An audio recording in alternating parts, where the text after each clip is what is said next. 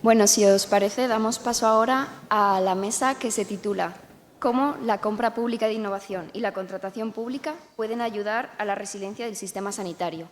Este es un tema que está muy candente a raíz de la crisis del COVID y que nuestros ponentes han abordado mediante varios proyectos, tanto nacionales como europeos, y también en el día a día. La estructura de la mesa va a ser que cada ponente yo les introduzco, ellos nos cuentan un poco cómo abordan este tema y su visión sobre el mismo, y luego nos gustaría hacer una ronda con participación del público en la que se genere un poco de debate y diálogo sobre el tema. Entonces doy paso a nuestro primer ponente, Carlos Larrañeta. Carlos Larrañeta es ingeniero industrial con máster en energías renovables por la Universidad de Sevilla. Durante su trayectoria ha participado en numerosas actividades de I+D+I, iniciándose en el Centro de Nuevas Tecnologías Energéticas para luego ser director de I+D en la Asociación de Investigación y Cooperación Industrial de Andalucía. En la actualidad es el jefe de Compra Pública de Innovación, Protección y Transferencia en la Fundación Progreso y Salud y nos contará un poco cómo desde la Fundación abordan este tema a través de distintos proyectos y distintas iniciativas. Gracias. Buenos días a todos. Lo primero, es un placer volver aquí. Creo que ya es el cuarto año que vengo, 3 que participo de esta familia de la CPI en salud y es, lo dicho, un placer volver a estar aquí y recuperar muchos contactos. Pensando un poco sobre esta mesa, resiliencia de los sistemas de salud. Pues lo primero que dije, voy a ver la definición de resiliencia, de qué estamos hablando. Y dice algo así como capacidad de absorber perturbaciones, responder y recuperarse. Para nosotros, y es lo que todo se nos va a la mente al COVID, es la capacidad de adaptarnos a situaciones de estrés más o menos previstas. Y pensando también, porque esto siempre lo he dicho, que los sistemas de salud son ecosistemas muy complejos, que trabajar para mejorarlos y para adaptarse tiene muchas caras. Nosotros, como una oficina técnica de compra pública e innovación, trabajamos desde la cara de aprovechar las oportunidades que los nuevos desarrollos tecnológicos nos brindan para aportar y mejorar a eso. Entonces, pensando en la tipología de los proyectos que nosotros hacemos y cómo aportan a la resiliencia, yo pensaba que lo más importante desde el punto de vista es, en este caso, hablar de procesos flexibles y adaptables y de toma de decisiones ágiles y tener sistemas robustos que sean capaces de aguantar estas situaciones de estrés. Claro, diciendo esto, como decía, hoy en día hay muchas oportunidades, muchos avances tecnológicos, que son las herramientas con las que tenemos que hacer estos proyectos, estos nuevos cambios en nuestros sistemas de salud, que nos brindan muchísimas oportunidades. Pero como hablaba de procesos flexibles, de agilidad y de robustez, esto es ingeniería de procesos, ingeniería de organización. Tenemos multitud de herramientas disponibles, multitud de ejemplos en la producción de sistemas complejos que utilizan estas cosas. ¿Y por qué no los tenemos en el ámbito de salud? Cuando tú vas a hablar con los responsables, incluso le planteas, oye, vamos a hacer algo en este sentido, y te dicen, es que ya hay muchas cosas en el mercado. Y digo, ¿y por qué no la tienes? Porque no me da respuesta a todo lo que necesito, porque no es suficientemente compleja para atender a todas las variables que yo manejo, y porque no tengo recursos para adaptarlo. Digo, pues bueno, vamos a hacer un proyecto de compra pública e innovación, vamos a coger una herramienta, vamos a adaptarlo a nuestros requisitos y vamos a ajustarlo. Pero digo, como he dicho antes, tenemos muchas herramientas que potencialmente nos pueden ser útiles. Pero quería subrayarlo de potencial, porque creo que el gran trabajo desde la compra pública e innovación aquí está en la integración, que manejen todas las variables que nosotros manejamos, que son diferentes de otros sistemas de producción, y a todos se nos va a la mente a la inteligencia artificial. Yo iría un paso más allá, a los agentes de IA, pero solo tenemos que entrenar. Y todos sabemos que cada uno tiene un contexto diferente. En Aragón, la distribución de la población, la distribución del territorio, no tiene nada que ver con la de Andalucía. No es lo mismo que tú adaptes y entrenes tus propias herramientas que te van a ayudar a la toma de decisiones. Yo creo que ahí es donde la compra pública de innovación tiene algo que jugar, un papel importante que jugar en el ámbito de la compra pública de innovación. Y para concluir las palabras iniciales por mi parte, quería dejar un par de ejemplos concretos de proyectos en los que nosotros estamos trabajando, que para mí tienen que ver con la resiliencia. No sé si llegarán hasta aquí las noticias, pero en Andalucía cada verano el tema de los vectores que transmiten enfermedades, los mosquitos, dengue, Nilo, es un problema de salud pública muy grande. Necesitamos herramientas que nos permitan tomar decisiones ágiles con respecto a eso. Pues estamos desarrollando proyectos, un proyecto para tener trampas inteligentes que colocar por toda la geografía de Andalucía que nos permitan monitorizar poblaciones, si están infectados, peligros potenciales asociados a esto, integrarlos con nuestros sistemas de salud pública y tomar decisiones al respecto. Para mí es un ejemplo de resiliencia.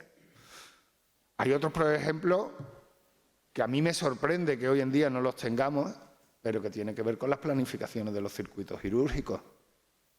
En grandes hospitales, hoy en día, la planificación del uso de los quirófanos se hace de forma casi artesanal. No digo a papel y lápiz, pero con una serie de herramientas distribuidas, no integradas, y donde la entrada de datos es manual. Tiempo de uso, tiempo de limpiado.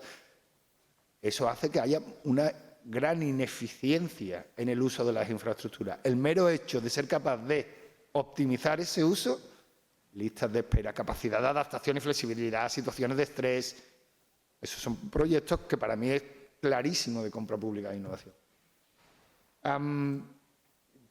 Por mi parte... Muy bien, muchas gracias, Carlos.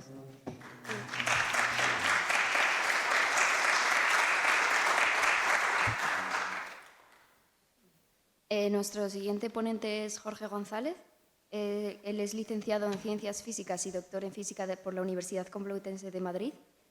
Cuenta con amplia experiencia en el mundo empresarial, habiendo dirigido una startup de salud y habiendo trabajado en empresas a nivel europeo. En la actualidad es el director de TIC Biomed, que es una asociación que impulsa la innovación desde la demanda en el sector salud. Asimismo, lidera una iniciativa que promueve buenas prácticas para el despliegue de resultados de innovación llamada Impactful Innovation. Cambio ahora. Yo os voy a hablar de un proyecto que se llama, que algunos ya debéis conocer, lo hemos presentado varias veces. De hecho, tenemos el ilustrísimo honor de tener a su coordinador aquí con nosotros. El proyecto ya ha terminado. Pero uno de los últimos coletazos del proyecto fue hacer unas recomendaciones, sobre todo de cara a la Comisión Europea, que era el financiador de ese proyecto, para temas de políticas. Todavía no me las sé todas de memoria, entonces me voy a levantar para apoyarme en la diapositiva. Este fue un proceso que hicimos entre todo el consorcio, que somos unas 33 organizaciones entre hospitales, organismos intermedios, consultoras, a nivel europeo en distintos países, y después de darle, pues la verdad es que bastantes vueltas, llegamos a este número bíblico de 10 recomendaciones. La primera es capacitar, pero siempre se está hablando de capacitación. En todos los papers que hagáis, documentos, siempre hablaron de capacitar el ecosistema, pero aquí lo hemos diferenciado, no. Pero vamos a los que toman las decisiones, ¿vale? Porque los técnicos necesitan capacitación, ahora iremos, pero si los que toman las decisiones, los políticos, los que tienen el control de los dineros, no están con un conocimiento suficiente para entenderlo, que les permita luego motivarlo para asumir los posibles riesgos, no vamos a ningún sitio. Por mucho que quieran los técnicos, si los que toman las decisiones no están en la misma línea, no va a pasar nada. La segunda, normas y directrices. El orden no tiene por qué significar mucho. O sea, vamos a ver, si un hospital de Francia acaba de incorporar una tecnología con temas de inteligencia artificial o el mismo Servicio Andaluz de Salud, que con los proyectos que han dado, y plantea algo y no hay nada en el mercado que pueda estandarizarlo, poder compartir esas buenas prácticas, o si hay varias organizaciones que quieren decir, ahora está muy en boga, lo sabéis, el green procurement, la compra de tema verde. hay directivas, hay guías, hay benchmarks, hay formas de que puedas decir este productor comparado con este otro me ofrece esta ventaja en este otro indicador, o cada uno tiene que reinventar la rueda, ¿no? Entonces, si queremos ser eficientes en la compra, tenemos que ponernos de acuerdo, sobre todo los que compráis, porque eso también ayuda al mercado a entenderos cuando vosotros le hacéis una licitación y estar preparados para ella, ¿no? Y se sabe que si va a pasar eso en Andalucía, pues tarde o temprano va a llegar a Navarra, con lo cual, cuanto antes haya esa standardización, mejor para todos. Porque si no, estamos todo el tiempo comparando peras con manzanas.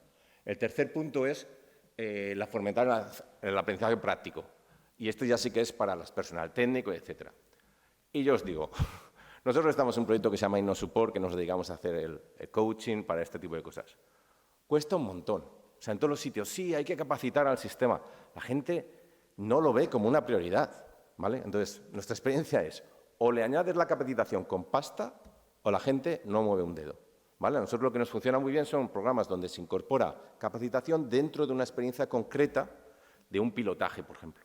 Cuando es puro y dura capacitación, coaching, vamos, es que ni con pistola les hacemos en nuestro día. Es gratis, está pagado por la Comisión Europea, nice to have, ¿vale? Y no viene. Entonces, capacitación sí, pero vamos a innovar en los formatos porque la pura capacitación no acaba de funcionar muy bien, porque todo el mundo está muy ocupado, entre otras cosas. Reforzar la colaboración y el intercambio de conocimientos. Hombre, claro, hemos montado ahora una red de 33 más todos los que han dado, pues algunos nos llevamos bien, pues queremos mantener con ello, que le vamos a decir a la Comisión Europea. Lo mismo que el siguiente, que queremos llevarnos bien y pagar las hipotecas al mismo tiempo, darnos más dinero. Entonces, ¿qué es lo que pasa? ¿Cuál es la diferencia con el 5? El matiz que queremos poner, predecible. O sea, en procesos de compra pública que son tan largos en el tiempo, si tú montas un proceso esperando que haya una financiación y tú no sabes cuándo va a salir, es mucho más complicado que decir, oye, no, es que todos los años o cada 2 años, con la frecuencia que sea, va a haber una convocatoria. Tenemos la idea ahora, nos vamos preparando porque sabemos que en este trimestre de este año va a haber una convocatoria, con lo cual vamos preparando el consorcio, vamos alineando la organización, etcétera. Si no es predecible, pues bueno, ya cuando lleguen saldrá. Y cuando salga una convocatoria con 2 meses, una convocatoria de compra pública innovadora no se hace bien en 2 meses. Entonces, aquí la palabra clave es pasta, por supuesto, claro que sí, pero predecibilidad todavía mejor. Medicina basada en el valor. No sé si os suena, cada vez es un tema más fuerte. Lleva bastante tiempo esto, desde Porter, pero cada vez lo veía más tracción. De hecho, si a algunos os interesa, me consta que en Andalucía están liderando un proyecto con otras organizaciones a nivel europeo, que es un spin-off de Procure for Health, y os animo a que habléis con ellos porque es algo que poco a poco va teniendo su volumen, ¿vale? Entonces, también lo hemos incorporado en las recomendaciones. Bueno, aquí han cantado bingo. La adopción, la innovación de impacto. Hacemos mucha innovación, ¿vale?, en compra pública innovadora, pero es que la compra pública innovadora no quiere decir que se adopte. La compra pública innovadora es que tú pagas porque alguien desarrolla esa innovación. Pero ¿qué pasa con la adopción, con el uptake, con el despliegue de esa organización? ¿Vale?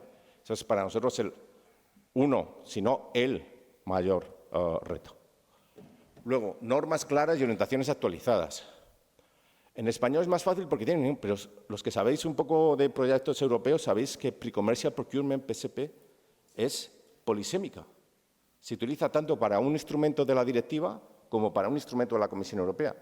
Y entonces, yo el primero confundo las dos cosas. ¿Una solución en un PC puede acabar en un determinado TRL? Bueno, depende de qué paradigma me lo estás preguntando, pero la gente no lo sabe. Yo me considero que llevo esto suficientemente tiempo para conoceros a casi todos y todavía no lo tengo claro. Entonces, hay mucha confusión y las cosas tienen que ser claras. Con respuestas blancas o negras. Te podrá gustar más, te podrá gustar menos, pero las cosas tienen que estar claras, porque bastante incertidumbre ya hay en todo el proceso como para no tener las cosas claras desde el principio, para que entonces te vengan los del número 1 y te digan, mira, es que no lo tengo claro. No, oye, mira, son así. Y si te gusta, juegas, y si no te gusta, no juegas. Pero las cosas tienen que estar claras. 9. Redes existentes. Aquí este es un tema, o sea, no sé si sabéis, esto es un tema así de chascarrillo de la Comisión Europea. Tienen distintas direcciones generales y cada uno tiene una responsabilidad con temas de compra pública e innovación. Pues cada uno hace lo suyo en su terruño, no se hablan, incluso a veces se llevan mal entre ellos, ¿sabes? Entonces dices, ostras, pues no es de acuerdo, ¿vale? Porque estamos perdiendo aquí sinergias. Y lo último, se han identificado 4 áreas que otra vez han sido consensuadas con todo el proyecto, o sea, con todos los partners del proyecto, que son 33, muchas organizaciones sanitarias, y que son ecología, lo verde, digitalización, lo que es el integrated care y la precisión y personalización, ¿vale? Y la prevención preventiva, ¿vale? Entonces, han identificado una serie de proyectos, 20 y tantos, que se van a poner en marcha. Os animo otra vez a contactar con Carlos o conmigo, pero vamos, que son los líderes de las organizaciones sanitarias los que lo están impulsando, porque si os interesa también formar parte de esos proyectos que tarde o temprano se van a convertir en propuestas de la Comisión Europea, como de hecho ha pasado, porque Navarra ahora está liderando un PCP que viene de esos proyectos, pues si alguno de vosotros como organización sanitaria quiere unirse, os animo a que los conozcáis más. Con esto ya acabo, pero como hay un tema que quiero sacar luego, quiero saber, ¿cuántos de vosotros saben cómo se meten a 50 maños en un Mini? ¿Cuántas personas lo saben? Te contesto yo. Después te contesto. Vale, pues esto es un guante para el futuro.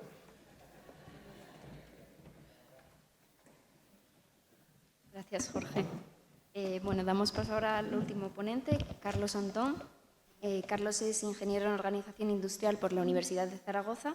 Ha trabajado como técnico superior de prevención de riesgos laborales para el Gobierno de Aragón y actualmente es director del CEGIPCE, que es el Centro de Gestión Integrada de Proyectos Corporativos del Servicio Aragonés de Salud, del cual forma parte la Subdirección de Compras y Logística. Por lo tanto, Carlos nos va a dar el punto de vista desde dentro del sistema sanitario. Y además soy funcionario de la Administración General del Estado, del Ministerio de Trabajo, de donde procedía antes del puesto que ocupo. En primer lugar, quiero dar las gracias al Instituto Aragonés de Ciencias de la Salud y a la Cátedra de Compra Pública Innovadora y a la Universidad de Zaragoza por invitar al Servicio Aragonés de Salud y, sobre todo, a través de mí, del Centro de Gestión Integrada de Proyectos Corporativos. Para los que no sepáis qué es el Centro de Gestión Integrada de Proyectos Corporativos, tenemos una subdirección, que es la Subdirección de Compras y Logística, que compramos al año alrededor de los entre 60 y 70 millones de euros de productos de material sanitario, que supone un porcentaje importante dentro del conjunto del presupuesto del Servicio Aragonés de Salud, que son alrededor de los 200. Este año llevamos ya de comprar materiales o equipamientos por un valor de unos 90 millones de euros. Con lo cual es una cantidad importante. Y digo estas cifras sobre todo un poco por contextualizar. Yo llevo en el cargo desde 1 de enero del 2024 y, bueno, pues cuando empecé viendo todas las actividades que estaban debajo de mi responsabilidad, pues algo que sí que me inquietó fue el tema de la compra, ¿no? Y hablando, y sobre todo en este gobierno, que hay una gran transparencia con el Instituto Aragonés de Ciencias de la Salud, vimos cuáles eran las funciones que hacíamos nosotros, qué es lo que hacíamos y qué hacía el Instituto Aragonés de Ciencias de la Salud. A diferencia de Andalucía, que es un privilegio estar con Carlos, pero además no por el estar con él, sino por su organización. Es una envidia muchas veces a nivel nacional el sistema que tienen creado en Andalucía, que no está duplicado o copiado en otras comunidades autónomas. España no es un país federal. Y bueno, aquí hay una discusión entre los que quieren ir a un país federal y los que creemos que, que las comunidades autónomas deben de existir con nuestras diferencias, con nuestras similitudes, pero al final muchas veces somos herederos de unas políticas de hace tiempo. Hace 2 años, en el Transfir en Málaga, estuve en una ponencia que me impactó muchísimo, donde se explicaba que la sanidad española actual es una sanidad española diseñada en los años 40, 50. Estamos en el 2025. En el 60 hay mucha gente de aquí que no habíamos nacido, en el 70 sí. ¿Y qué pasa? Ahora ya tenemos unos años donde, realmente la esperanza de vida va cambiando. Antes, una persona a los 40, a los 45, a los 50 era mayor, ahora es una persona joven. Yo, por lo menos, que estoy en esa edad, me considero joven, con limitaciones de los 50, pero joven. ¿Por qué digo esto? Porque la esperanza de vida y hacia donde vamos es hacia un sistema sanitario que tiene que adaptarse.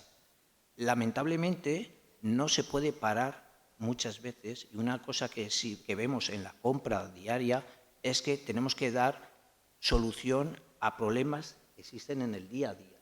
¿Qué ocurre? Nosotros compramos muchas veces y, bueno, hacemos muchos tipos de contratos y en relación a la compra pública innovadora, mi gran sorpresa es que dices, empezamos por un proyecto en Patic, pues que no llegó a buen puerto, había diferentes inquietudes de diferentes países, pero al final pues no pasó del primer corte. Realmente pues las 4 empresas que estaban había 5 millones de euros en ese proyecto.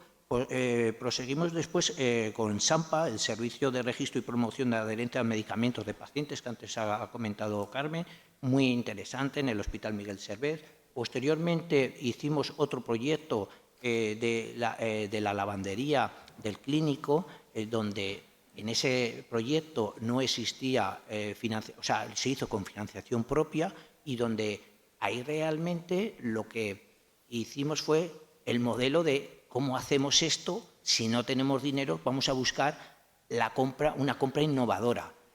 No compramos innovación, que eso es totalmente diferente, sino la compra innovadora. Y después, pues bueno, hemos participado junto con el IAS en Procure for Health, y ahora tenemos encima de la mesa un aspecto que tenemos una nave de logística donde tenemos todo el material sanitario que distribuimos a todos los hospitales de la comunidad autónoma. Nuestra comunidad autónoma, para situarla, que yo creo que hay que contextualizar muchas veces de qué estamos hablando, tiene la misma población que la provincia de Cádiz o menos población que la provincia de Málaga. Porque esto es muy importante, porque cuando muchas veces comparas, dices Aragón con Andalucía, dices no, Andalucía tiene 8 comunidades autónomas que en total suman 9,5 millones aproximadamente. Bueno, 8 provincias, perdón, disculpa, 8 provincias con 8 millones, que es una población, pues comparando con Aragón, muy diferente, ¿no? Pero sí que cualquier sistema de compra pública innovadora, yo creo que tiene que ser sostenible. Y sostenible desde el punto de vista medioambiental, pero sostenible desde el punto de vista económico. Lanzo esto encima de la mesa para entrar en debate también, porque yo creo que los departamentos de sanidad, en el cual yo, por ejemplo, pertenezco, tenemos un presupuesto que es el que nos enmarca muchas veces la partida económica que tenemos que gastar o que podemos gastar. Hay muchas veces que se habla de compra pública innovadora y yo me choca mucho que hablas con compañeros y te dicen, no, pero esto es con financiación europea. Y dices, bueno, no siempre.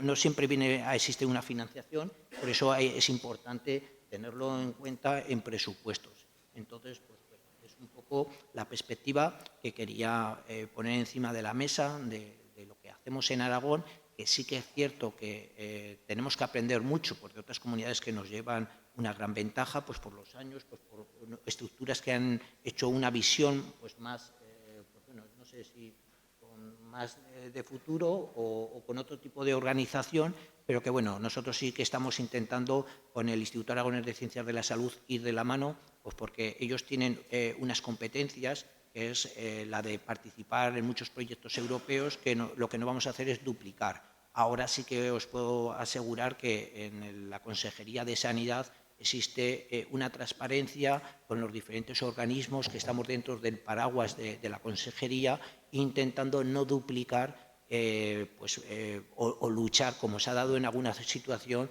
de ir a concursar a conseguir un proyecto y ir el Servicio Aragonés de Salud contra el Instituto Aragonés de Ciencias de la Salud, cuando al final somos todos lo mismo. Y es algo, pues bueno, un poco pérdidas de efectividad y de eficiencia, ¿no? Al final tenemos que ir un poco hacia los 10 parámetros, los 10 puntos que nos ha comentado Jorge, y bueno, es mi presentación y un poco lo que os quería transmitir.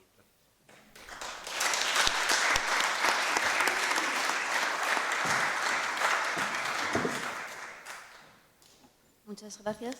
Bueno, ahora si queréis abrimos una ronda con el público. Si os parece, puedo ser yo la primera en lanzar una pregunta, porque cuando estábamos llevando a cabo el proyecto Procure, que mencionaba Carlos, hicimos un Delphi, que es una reunión de expertos en las que se le pide su opinión, y una de las preguntas que surgía, hablando precisamente de crisis sanitarias y de situaciones de estrés y demás, es cómo conseguir un equilibrio entre la flexibilidad legislativa y las garantías a la hora de que personas que nunca se han visto en esa situación puedan tomar decisiones, porque muchos de los que estaban allí decían que se habían visto en situaciones en las que estaban haciendo cosas que nunca habían hecho sin ningún tipo de garantía, porque eso nunca había ocurrido antes. Entonces, ¿cómo creéis vosotros que se puede llegar a tener esa flexibilidad, pero con ciertas garantías para poder responder ante este tipo de crisis? Yo lo lanzo.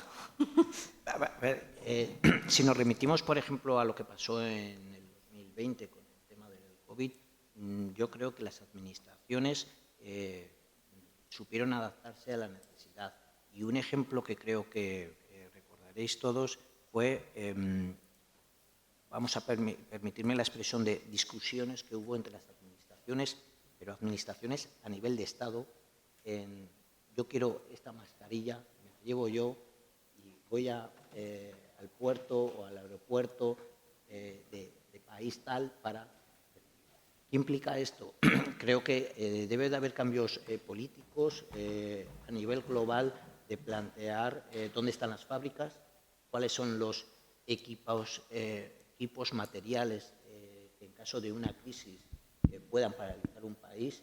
Y sí que estamos ahora en una situación sociopolítica bastante, extraña, o que muchos no hubiéramos pensado que se podía dar, porque dices, yo en mi presentación he comentado el tema de presupuestos, pero tú puedes hacer el presupuesto que tú quieras, puedes tener el dinero que quieras, pero cuando te meten un arancel de un 100%, pues eso implica que en España hay pocas fábricas de según qué materiales, por no decir ni en Europa.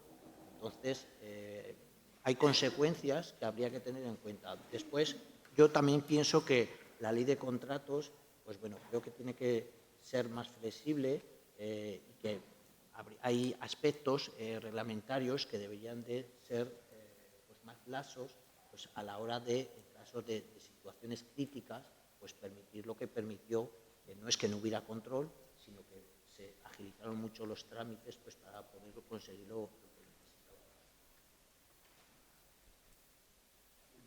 Estaba pensando, digo, desde el punto de vista de descarga del equipamiento, de las compras y los suministros de todo el salud, sabes exactamente de qué va ese problema. Yo, que no soy jurista y que lo que me enfrento es a sacar adelante el proyecto de compra pública e innovación, para mí siempre es el moverte en la línea, y son las discusiones con los juristas, entre la equidad y la transparencia obligatoria, ha sido más básico para todo lo que hacemos, y la flexibilidad necesaria o inherente a procesos que tienen incertidumbre, que son inciertos. Un proceso de estrés o un proceso de compra pública de innovación. Desde el punto de vista, y hasta donde yo sé, con lo que estoy aprendiendo hablando en estos foros, la compra pública de innovación es una excepción que nos permite cierta flexibilidad, pero no es lo mismo que un escenario de compras y de escasez de suministros, que era en el que nos enfrentamos al COVID y que era lo que tú estabas comentando.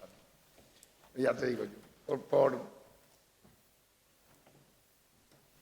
nosotros necesitamos flexibilidad para hacer nuestro trabajo, es lo que quiero decir, porque nos enfrentamos a escenarios inciertos y tenemos que tener cintura para resolverla. Siempre digo que hacer proyectos de este CPI es resolver problemas. Algunos los tienes localizados, los tienes identificados, y otros no dejan de sorprenderte.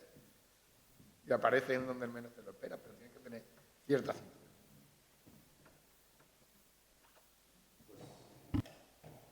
Yo tampoco soy experto en jurídico y entonces no quiero hablar de ello, que no sé, pero sí que quiero anticipar que vienen buenos tiempos para la lírica, porque no sé si sabéis que la Comisión Europea está replanteando la directiva de compra pública. Mira, Carmen, la veo toda sonriente porque, claro, eso va a significar muchísimas oportunidades de publicar, adaptar la nueva directiva, conocerlo, congreso tras congreso. Carmen como referente. No, pero entonces que a lo mejor estamos pendientes, se ha hecho una consulta, algunos hemos participado, y entonces vamos a ver si con esa nueva directiva todos estos temas se pueden gestionar de una manera más racional, más flexible.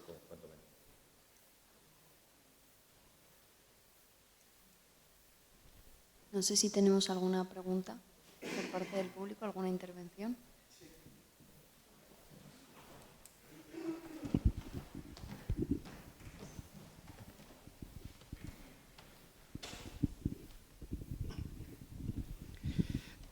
Bueno, me encantan muchas de las cosas que habéis comentado y quería hacer una pregunta a los tres, ¿no?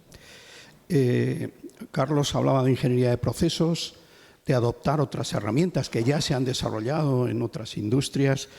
Jorge hablaba de capacitar a los gestores clínicos para facilitar esa estrategia de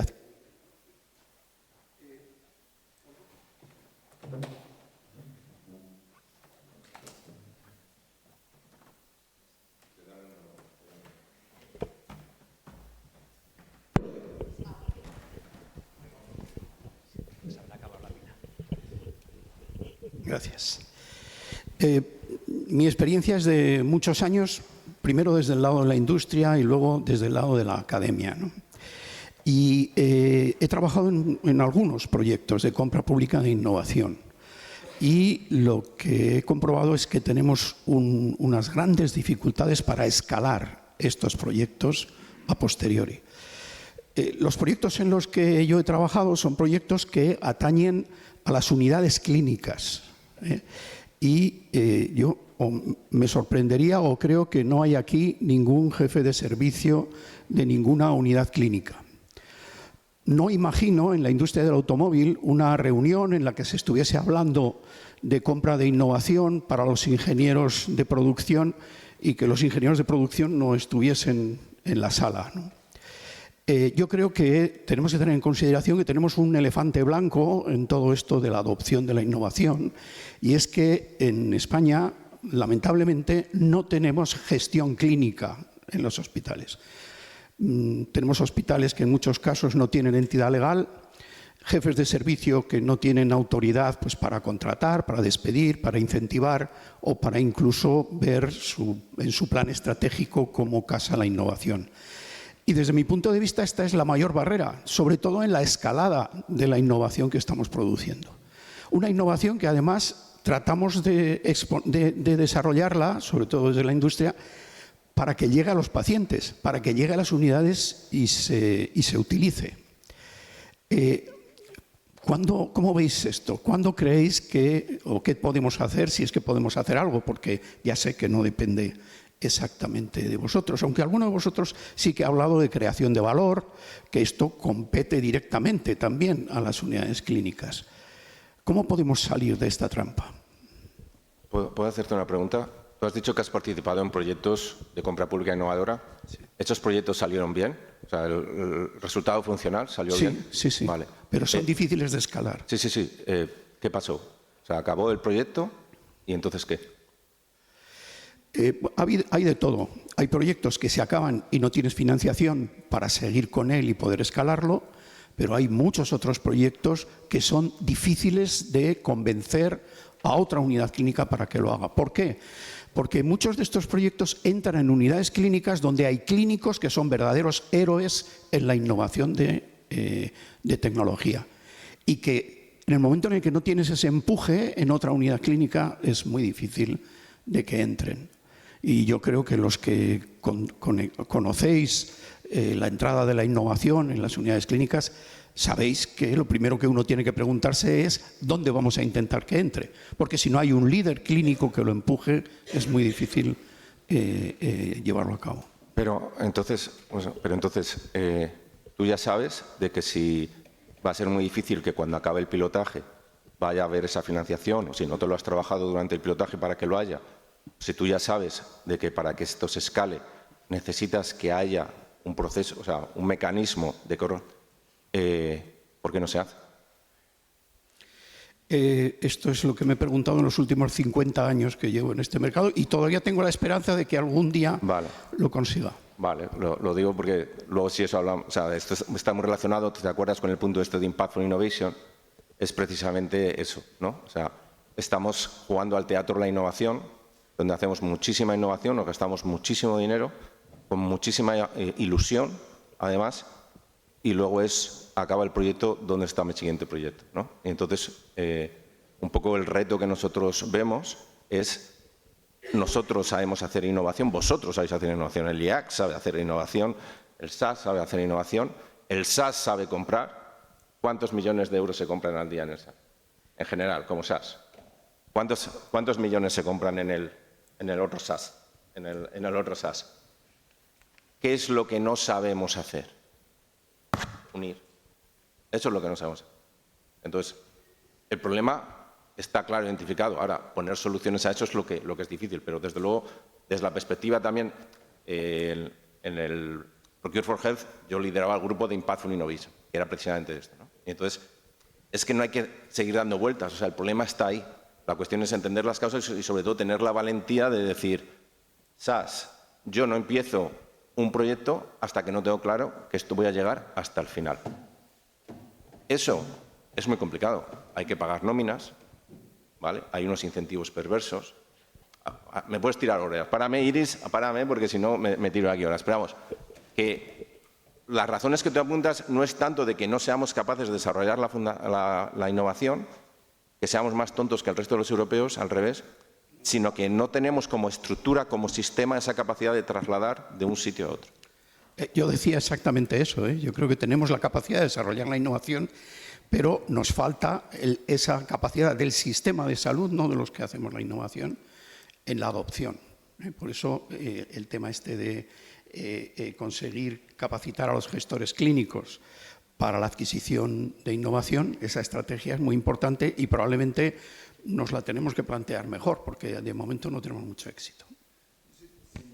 Vamos, yo añadiría eso, además que tienes toda la razón, y más todavía en el ámbito de salud, porque es el más complejo de todo, porque queremos hacer proyectos complejos de recorrido medio en un entorno en el que lo que nosotros hacemos no es prioritario, que está muy estresado, que tiene que responder a necesidades concretas cada día. Jefes de servicio con unidades clínicas que su preocupación es solventar el día a día en el hospital. Eso está claro. Pero sabiendo eso, hay alguna serie de buenas prácticas que nosotros, siendo muy conscientes de esto, lo estamos intentando. Aquí, el que se inventó todo esto está ahí sentado, que es Javier Montero, que fue el que lanzó la oficina técnica, y nosotros empezamos al menos con dos o tres premisas básicas para lo que estamos haciendo. Y es, vamos a ser proactivos, no reactivos. No hay una oportunidad de financiación, monte un proyecto con un responsable de una unidad clínica que sea especialmente activo, que sea uno de esos héroes. Y ahora, si todo va muy bien, las posibilidades de que esto esté mínimamente alineado con las estrategias del sistema, casualidad, vamos a hacer ese trabajo de con los usuarios finales, vamos a detectar nuestros retos, vamos a trabajarlos al detalle para que podamos sacar un empleo. Y cuando tengamos todo ese portfolio de retos, vámonos a nuestros mayores, vámonos a la dirección y vamos a decirle, ¿cuál de esto está alineado con tu estrategia y tus prioridades? Y a partir de ahí empezamos a trabajar el proyecto. Nosotros lo estamos intentando hacer así.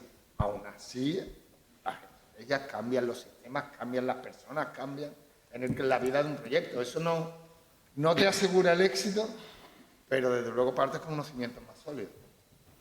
Proactividad, partir de abajo y priorizar desde arriba. Yo lo que te puedo decir es que en el Servicio Nacional de Salud, para establecer las estrategias tienen que partir de las necesidades. Y las necesidades las vas a tener o las vas a obtener de los profesionales que son los que ven las necesidades que tienen en el día a día.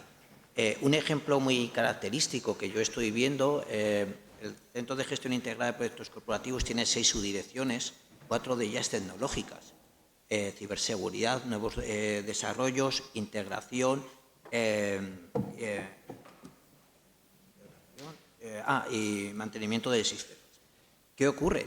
Nosotros teníamos 8 hospitales independientes que cada uno tenía su GIS, su historia clínica, su urgencia, su OMI. ¿Qué ha ocurrido? La tecnología van avanzando, intentamos centralizar. Cuando tú hablas con el clínico, con el profesional que ve la necesidad, muchas veces hay que cambiar las formas de trabajo que se llevan realizando de hace muchos años. Yo aquí me he apuntado, cuando hablaba Carlos y Jorge, el tema de formación e información. Ha cambiado, o sea, estamos en el año 2025. Ahora todo el mundo habla de inteligencia artificial. Me podría pegar aquí hablando 2 horas de los problemas que estoy teniendo, que estamos teniendo el Servicio Aragonés de Salud, para que la gente no utilice lo que no debe de utilizar. Para que la gente deje de trabajar como trabajaba antes. Porque cuando yo llevo este equipo, un mamógrafo, un TAG, al hospital X, este equipo no es dejarlo aquí y que lo utilice el doctor Jorge. No, no. Este equipo lo tengo aquí y lo tengo que integrar para que se comunique con todo mi sistema informático por algo que hemos comentado antes, los datos. Lo importante es los datos. Nosotros, los datos, según la normativa europea, son de los pacientes, nosotros somos gestores. Tenemos que garantizar todos esos aspectos legales que debemos de cumplir, que aunque sea médico, aunque sea médico. Entonces, yo creo que el tema está en una buena información de qué quieres, una buena formación, que tengas muy buenos clínicos, que hagas buenos equipos, que trabajes en equipo, que yo vaya a tu unidad clínica, te diga qué es lo que necesitas, podamos hacer grupos de trabajo realmente con un objetivo, como están comentando, con un objetivo y decir, bueno, ¿hay algo? No, no hay nada, pero ¿qué te gustaría? Bueno, vamos a ver, aquí podríamos aplicar compra pública innovadora. Si no, yo siempre soy de los que digo que si la rueda está inventada en Andalucía, yo me cojo la rueda de Andalucía y me la traigo a Aragón. Después, en función de dónde la utilizo, si la utilizo en el Pirineo o la utilizo en Teruel, pues la adapto. Pues porque, bueno, pues, me la llevo.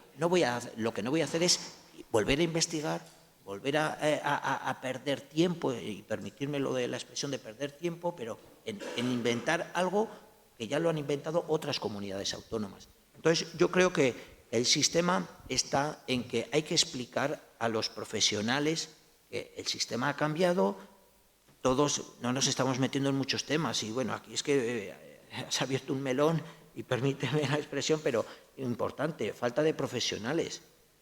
Nosotros en Aragón sí tenemos 1,5 millones de habitantes, pero muy concentrados en Zaragoza. La problemática que tenemos para cualquier especialidad en Teruel, en muchos pueblos de Huesca, de Zaragoza, es muy importante. Entonces, las nuevas tecnologías van a ayudarnos y muchos proyectos, pues Rosia, por ejemplo, es un proyecto que ahora se está valorando, está llegando ya a la finalización y ahora, pues lo que comentaban, tendremos que ver si, es decir, esta necesidad se cubre con esto, sí, no, alguien tiene que tomar la decisión. Hay algunos que ya hemos dicho nuestra opinión y hay que ponerlo encima de la mesa para decir, bueno, si yo doy una asistencia sanitaria a unos habitantes de unas zonas, si se la quito, hay que cambiarlo. Entonces nosotros, por ejemplo, sí que en atención primaria estamos haciendo pues un cambio total de la medicina que hasta ahora pues venía dándose, ¿no?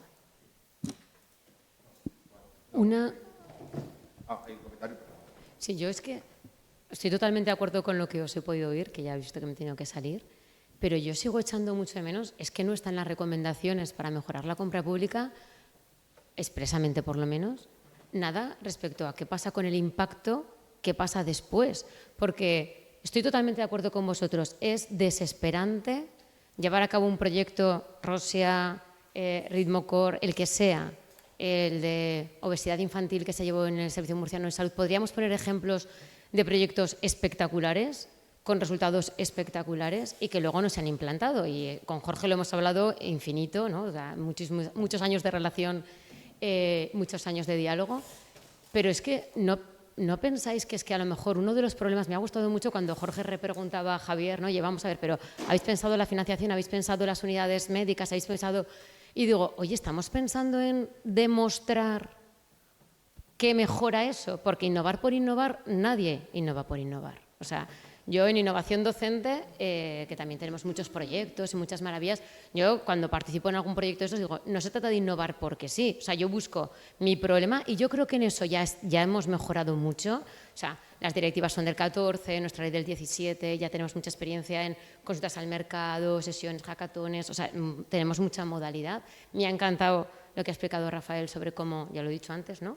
Puede incluso ayudar a centrar el problema y agilizar plazos. O sea, necesidades ya estamos viendo. Primero, es verdad que hay necesidades que no son necesidades reales. Esto es otro problema. Entonces, tengo una financiación europea, me da igual hacer esto que otra cosa y entonces ahí jugamos a la innovación. Pero cuando no estamos jugando y queremos de verdad una solución y eso va a suponer un cambio en el presupuesto porque el primer año de implantación, el segundo y el tercero hay que hacer un plus, digo, ¿no tendríamos que empezar a pensar en eso? Porque ahí no está. Bueno, yo no lo veo, cuidado, igual está entre medias, ¿eh? Y decir, oye, ¿en qué medida esto, que ahora te supone una inversión superior, te va a suponer un ahorro económico, un ahorro en salud, un ahorro en calidad de vida, un ahorro en mejor organización asistencial, un ahorro en que vas a trabajar en equipos en vez de en enfermedades específicas?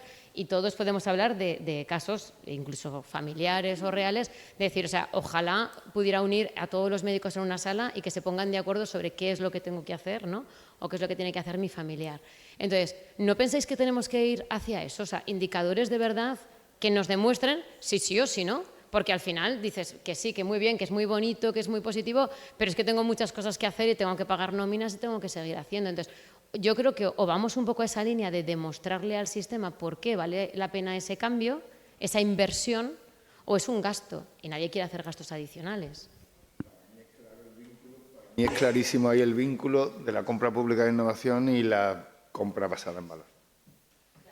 En los proyectos hacemos un análisis coste-beneficio, que al final es una estimación ligera a priori, pero la monitorización dinámica de los resultados conseguidos, de los impactos, y que eso nos permita tomar decisiones sobre sigo, no sigo, incentivos, ¿no?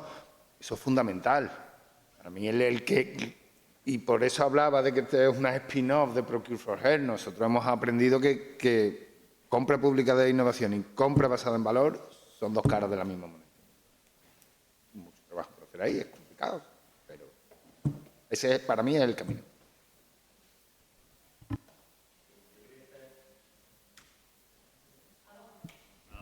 Ahora, yo quería hacer un comentario en referencia a este tema y quería poner el ejemplo encima de la mesa, de hecho que se ha tratado en la mesa, se ha tratado con anterioridad, y es la COVID-19. Yo creo que en la COVID-19 absolutamente nadie, sistemas de salud, empresas, todo el mundo tenía claro cuál era la necesidad. Y siempre lo he explicado y es una de las razones por las que se montó la estructura en Andalucía. La necesidad es sobrevivir. ¿Usted desarrolla esta necesidad? Sí o no. No tengo más remedio. Hay muchos momentos determinados que el uso de la compra pública de innovación y el instrumento de la compra pública de innovación se está mal utilizando para acelerar determinados proyectos que vienen de la investigación y desarrollo. En el caso de Andalucía, yo creo que Andalucía es un caso claro en el que se han generado dos estructuras separadas. Y este señor ahora es el responsable. Tiene una oficina de transferencia de tecnologías en el que tú seguirás coordinando la gestión de la investigación y desarrollo de las 8.500 personas que en el Servicio Andaluz de Salud hacen investigación. Eso no es innovación. Eso, la gran mayoría de los casos, no es una necesidad. Y existen muchísimos casos. De hecho, hay muchísimos proyectos de investigación que se aceleraron desde esa oficina de transferencia, que se crearon compañías, que se habló con inversores de capital riesgo, que se inyectaron $500.000 de euros en el desarrollo de las soluciones, que se trabajó con 2 hospitales de Andalucía y al final de esa cadena, que duró varios años, cuando llegó al Servicio Andaluz de Salud, el Servicio Andaluz de Salud contestó y dijo, yo esto no lo he pedido.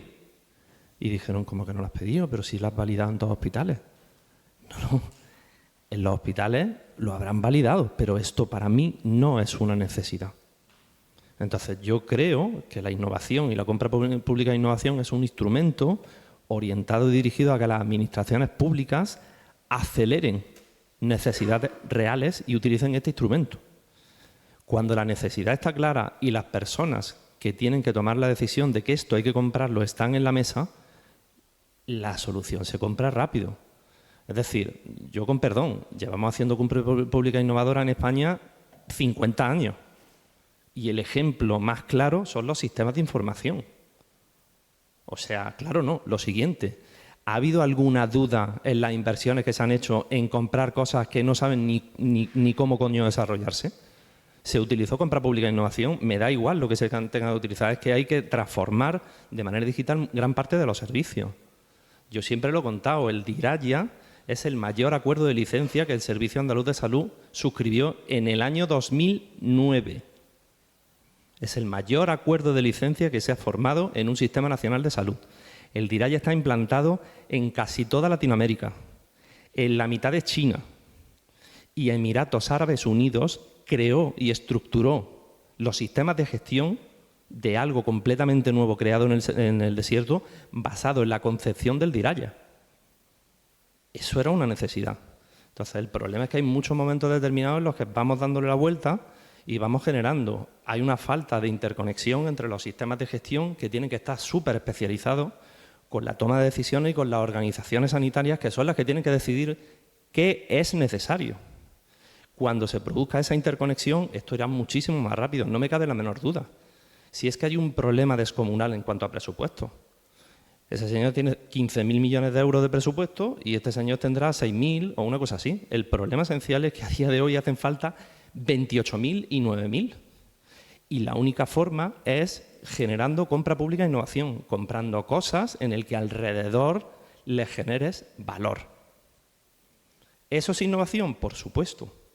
¿Eso es una necesidad? Por supuesto. ¿Alguien no tiene duda? Pues lo que hace falta es que los grandes poderes de los sistemas de salud pongan en las puertas de sus edificios, como me decía una multinacional, yo llegué al sistema en el año 2010, yo me senté con una multinacional y decía, ¿por qué en este sistema es imposible trabajar con la administración y trabajamos de espaldas? Qué fácil sería si la empresa más grande de Europa en cuanto a salud tuviera en la puerta de su edificio las necesidades prioritarias del sistema sanitario son una plataforma de transformación digital para la mejora y la gestión del cáncer, un sistema de gestión PAN, una vacuna, dices que nosotros tendríamos una hoja de ruta sobre la que trabajar. Entonces, eso es lo que yo creo, sinceramente, que los sistemas de salud también tienen que trabajar, que el equipo de gobierno, que el equipo de la toma de decisiones, el equipo que está organizando y estructurando, sea el que dictamine, junto con los equipos de gestión y los equipos de investigación y los equipos de desarrollo de la actividad clínica, cuáles son las necesidades. En cuanto a eso lo tengamos, la compra pública e innovación se empezará a desarrollar, pero ya me da igual, la financiación europea, nacional, regional, la hago con mi presupuesto. Este señor lanzó un proyecto de asociación por la innovación y reconvirtió la lavandería de un hospital. Y se hizo con fondos propios del hospital porque era una necesidad. En Cataluña hay varios hospitales que lo están haciendo continuamente y a diario. Y hay grandes proyectos de investigación que encima están llevándose a Europa, pero están remodelando hospitales enteros en base a la compra pública e innovación y no tienen financiación. Tienen necesidades y las tienen claras. Entonces yo creo que hay que hacer una distinción. Me faltan esas recomendaciones que se diga que los poderes públicos, los poderes de decisión y los que gestionan los fondos sean los que estén en las mesas. Todos estamos de acuerdo, pero tiene el mismo origen. Hay una desconexión entre la realidad, las aplicaciones que los clínicos necesitan y lo que se transmite o no se transmite a las unidades de investigación y a las empresas. Y esa desconexión hace que la industria desarrolle cosas que luego no van a llegar nunca al sistema y que, aunque haya cosas que sí que podrían llegar desde el propio sistema, no son capaces tampoco de asumirla en todos los sitios donde se podría escalar. Pero el origen es el mismo del problema. Tenemos un problema en el ecosistema, tenemos un problema entre la conexión de las necesidades con lo que la industria desarrolla. Eso hace que probablemente, mi cálculo, es que el 90% de los proyectos que financiamos en I+D no llegan al mercado. Y hablo con conocimiento de causa, soy director de un clúster de biomedicina de una unidad. O sea que Pero esto lo tenemos que resolver. Esto lo tenemos que resolver también por el tema de la financiación, porque el sistema tiene que ser más eficiente, la digitalización tiene que ayudar a que el sistema sea más eficiente, pero esa digitalización hay que hacerla de acuerdo con las necesidades que tenemos. Si no, nos hartaremos de desarrollar aplicaciones con inteligencia artificial, etcétera, etcétera, que lo mismo que las anteriores no llegarán al mercado. Bueno, yo estoy de acuerdo, o sea, con lo que comentáis, que hay que gestionarlo todo un poco mejor y que tiene que estar todo el mundo más, pero yo creo que hay que ser un poco más realista y vivir el día a día dentro de un hospital. A mí me ha tocado vivirlo como ingeniero y el tema, me apunta aquí un montón de cosas que ni las voy a nombrar. Por lo primero, transversalidad con otros departamentos, con sistemas de salud, salud pública. Estabas hablando antes de los vectores, ya existen boletines epidemiológicos, con lo cual, quiero decir que a lo mejor lo que podéis hacer es que la detección sea un poco más rápida, pero existe todas las semanas un boletín aquí epidemiológico en Aragón, en el cual se coordina también con el de España, otras comunidades, para poder verlo. Luego habría otra cosa sobre las innovaciones, cuando vino también una innovación para el tema de gestión sanitaria en el salud, nos pusieron un programa industrial que para nada era sanitario. Quiero decir, se decidió y punto. Esto un Z y búscate la vida. Y si esto no funciona, pues le pones un punto y pasas al siguiente. Y esto es así, lo han ido mejorando. Quiero decir, uno de los grandes problemas que existe también y que yo he visto, sobre todo, es que nuestra sanidad es pública. Quiero decir, y muchas veces que nos debemos a que nosotros tenemos unas rutinas en las cuales se tienen que manejar con unos pacientes y unos tiempos de espera que hay que minimizar. Y conforme a eso tenemos una sanidad que es paliativa. Es decir, hasta que no bajemos toda esa sanidad paliativa que tenemos, no podemos hacer, entre comillas, innovación, porque es que aquí habéis hablado de mil cosas de innovación, tanto de la más pequeña a la más grande. A mí me tocó el cambio de la digitalización de radiología en el clínico y nos costó igual 8 meses cambiarlo. Una cosa súper sencilla, quitar cámaras oscuras y poner la digitalización súper sencilla para mí, para explicárselo a un médico. Y ya no te digo un médico que está a punto de jubilarse, que le quedan 5 años. Entonces, quiero decir que eso es mucho más complejo de lo que estáis comentando, que sí, que es cuanto más transversal, pero es que implica tanta cantidad de gente que o se hacen grupos interiores, porque nos pasa también de, luego opina uno de aquí, el del otro grupo, el subsecretario, por decir subsecretario, subsecretaria me da igual, u otra persona del mismo grupo habla con el otro grupo, que es el que lo está organizando, y ya se han cambiado todas las cosas. Entonces, yo soy muy partidario de las innovaciones y las digitalizaciones y todo lo que tengamos que innovar dentro de un sistema de salud pública. Es más sencillo hacerlo en reductos más pequeños que en grandes. Estabais hablando del COVID, yo ya no me iría tanto al COVID, que el COVID no se iba a superar a todos. Pero ponemos simplemente que tengamos aquí una afección, pues yo qué sé, por diarrea por infantil y que sean 300 niños, te colapsa el sistema sanitario en Aragón. Eso está claro, o sea, no nos vayamos más lejos. No estamos, ni las infraestructuras están preparadas para admitir esa innovación que estáis comentando. Que igual tendríamos que empezar por ahí. Es decir, que es que es todo tan complejo y tan transversal que yo creo que no se comenta. Entonces, estáis... A mí me resulta súper interesante, yo estoy fuera de todo lo que es cosa de innovaciones y tal, pero me tocó hace 15 años una cosa que era súper sencilla, que era la autocoagulación, un control que hacíamos, además lo comentáis vosotros con el tema de intentar normalizar todos los datos que tenemos en un hospital, pero sí cada equipamiento, excepto radiología, que está normalizado desde hace 1000 años y validado con el DICOM, lo demás cada uno envía sus sistemas y lo que hacen es adaptarse al sistema que pueda tener el hospital. Pero existen, o sea, normativas europeas que no son legales o no están democratizadas para que se puedan utilizar estos sistemas y que sean públicos. Es decir, que yo no tenga que pagar por una licencia. Esto existe.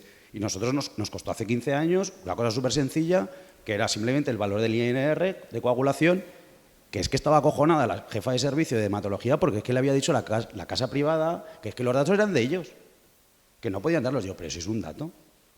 Si yo he utilizado distintos equipos de distintas empresas para poder hacer las verificaciones y yo te envío con mi protocolo normal, normativo y además abierto para que se pueda utilizar, pues había problemas. Estos problemas existen y pueden ser éticos, morales o como lo queramos llamar. Pero yo creo que hay que rebajarse un poco más lo que comentáis, ¿no? Pues el tenerlo mucho más claro, si tenemos un objetivo muy claro y además lo podemos implantar informando bien a la gente, que hay veces que por imperativo 33 algunas cosas se deberían hacer, pero con una conciencia clara dentro de la parte innovadora, empresarial, ingenieril, médica, de gestión, política. Hay muchas decisiones políticas que a veces son más o menos acertadas. Entonces yo creo que hay que rebajarse un poquito más y no pegar tantos peldaños tan arriba, porque hay mucha gente que no va a entender.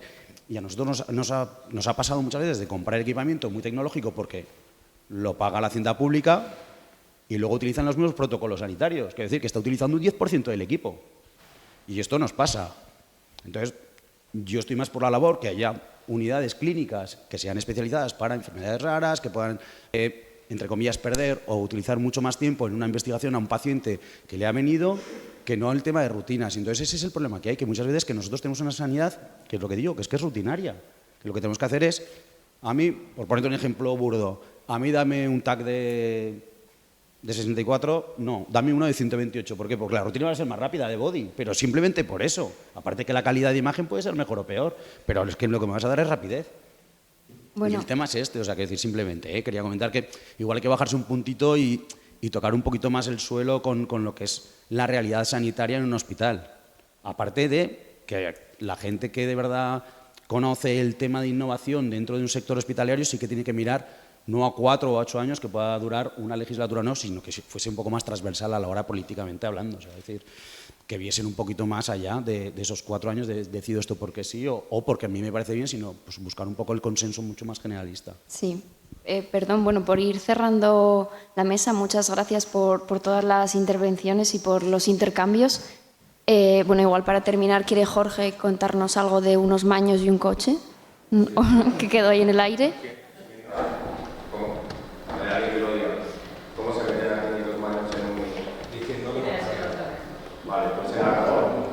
Ni sabéis, ni nunca sabréis pasar desde un piloto de éxito a una adopción,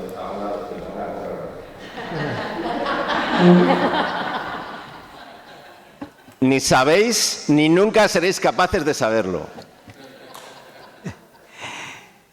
En Aragón aprendemos de los que saben y seguro que llegamos a hacer compra pública innovadora y llevarla a práctica. A ver, que la cuestión es sistémicamente. O sea, la palabra clave es con todos esos ejemplos que ha puesto el compañero, que sí, batallitas, yo tengo tropecientas mil, la clave no es esa. La clave es hacerlo sistémicamente, como sistema, como cultura. Porque tú antes has dicho una cosa, es que hay que informar a los profesionales. No, no, no. No les digas, esto es como a los niños pequeños. Los niños pequeños no te hacen caso a lo que dices, hacen caso a lo que haces. Demuéstrales, con los proyectos que tienes ahora en la mesa, que eres innovador y que llegas hasta el final, y entonces el mensaje. Diles que eres innovador y no te creerán. Demuéstraselo. Entonces, ahí acabo.